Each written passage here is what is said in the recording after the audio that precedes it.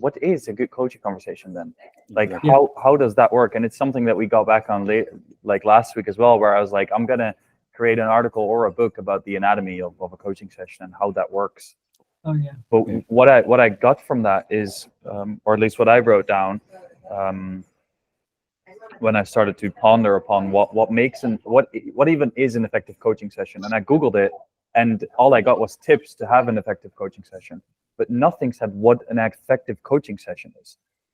So I was like, I'll ask you guys thoughts about that, but we'll do that another time because we're going way over the time.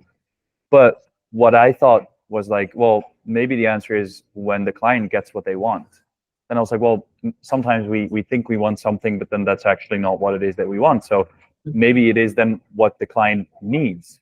I was like, okay, well, what do our clients need? And then I started to come up with a list, and I was like, this is all bullshit. I made this up. Like, that's not what somebody else needs. I just think they need that.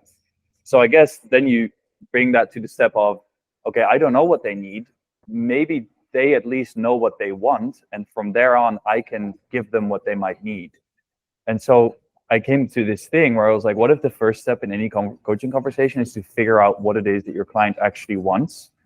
And from there on, you can give them what it is that they need for them to get to where they want to be. And I was quite happy with that. Yeah. Beautiful. I thought that was interesting. I like that. Yeah, that's really good.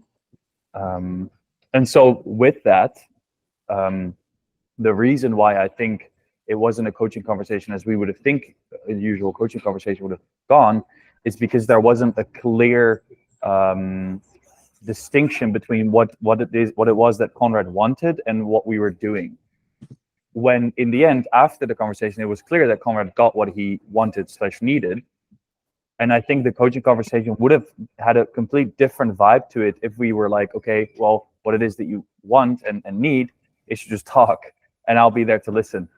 And I think from that perspective, it would have made the whole conversation a coaching conversation instead of just a conversation. And that was just what I figured out with I got this big sheet of notes with like every arrows and shit because I was trying to figure out how that goes.